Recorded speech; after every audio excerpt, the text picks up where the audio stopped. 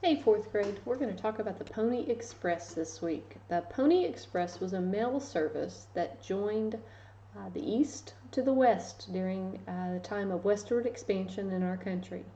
In 1803, Thomas Jefferson made the Louisiana Purchase, where he purchased 828,000 square miles of land from France.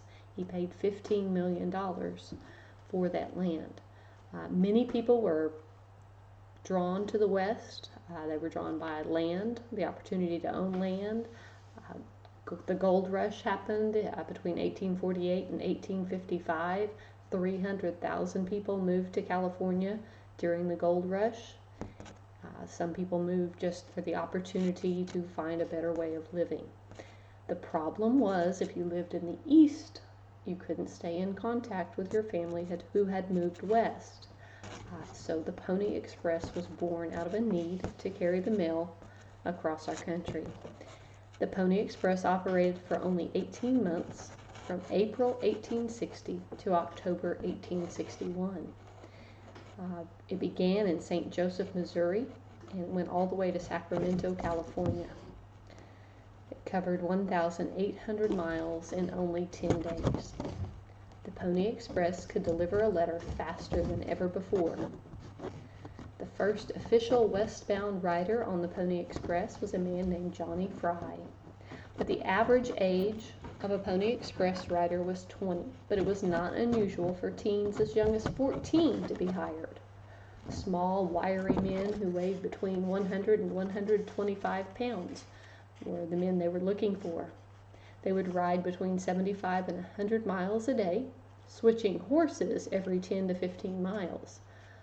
There were station keepers at these places, and they had a home station every 65 to 100 miles apart where the riders could rest.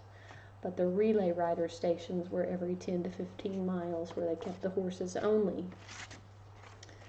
Now, it's an exciting way of life. It's become synonymous with the Old West, even though it only lasted for 18 months. The Pony Express was forced to close after the opening of the transcontinental telegraph. Telegraphs could be sent much faster and with less expense. The Pony Express motto was, "The mail must go through." In spite of harsh weather, treacherous terrain, the threat of attack by bandits, the Pony Express believed the mail must go through. We have two books that we're going to use this week. One is The Pony Express by Peg Hall. That is a nonfiction book. The other is this book, The Sweetwater Run, the story of Buffalo Bill Cody and the Pony Express by Andrew Glass.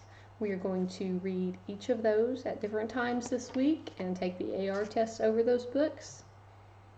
And we are going to talk about the difference between fiction and nonfiction again. I hope you enjoy learning about the Pony Express.